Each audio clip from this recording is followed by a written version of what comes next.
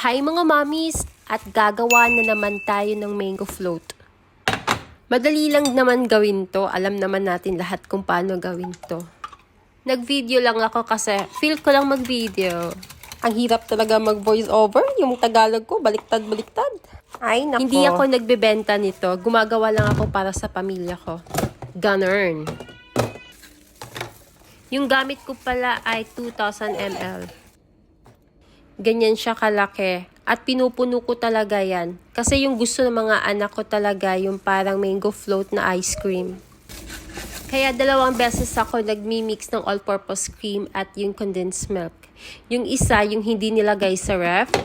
At saka yung pangalawa, yung naka-chilled overnight sa ref. And then, i-mix lang siya. I-blender ko lang para mag-double.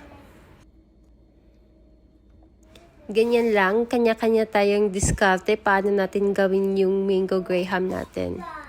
Nilagay ko na pala yung condensed milk. Depende lang sa tamis na gusto nyo. Nilagyan ko rin ng mango para mas malasa. Ito po siya.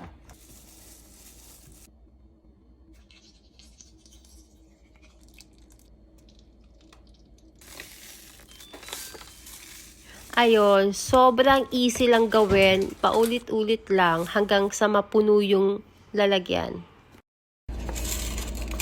Naman tayo. Naman po tayo.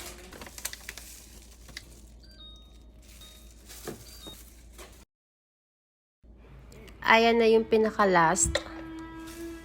Ayan. Lagyan natin ng crushed graham. At linisin natin bago natin ilagay sa fridge. So, ayan na mga mommies. Sana nag-enjoy kayo sa video ko. Maraming salamat. God bless.